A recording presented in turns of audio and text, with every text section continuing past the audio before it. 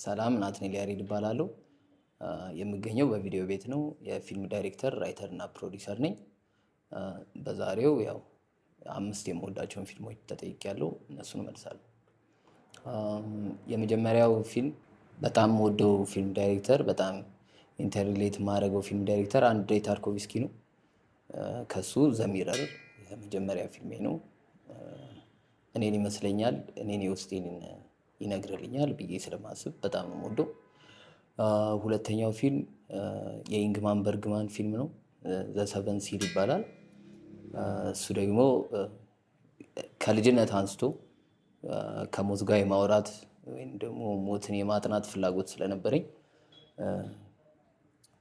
ያስኬደኛል፣ እወደዋለሁ። ሶስተኛ ፊልሜ ባይ አባስ ኪያሮስታሚ ሂዝ ማይ ሰርድ ፋቨራይት ፊልም ሜከር። በጣም በጣም በጣም በጣም ነው የምወደው።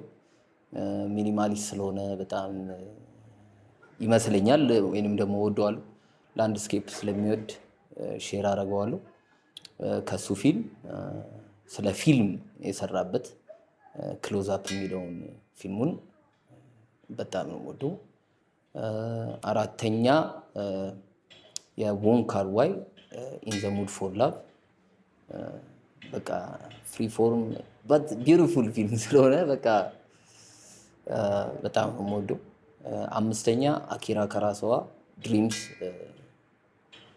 በጣም ነው የምወደው። ፖኤቲክ ጆርኒ ይመቸኛል። ለእኔ ቀረብ ያለ ፊልም ነው ብዬ ስለማስብ በጣም ነው የምወደው። አመሰግናለሁ።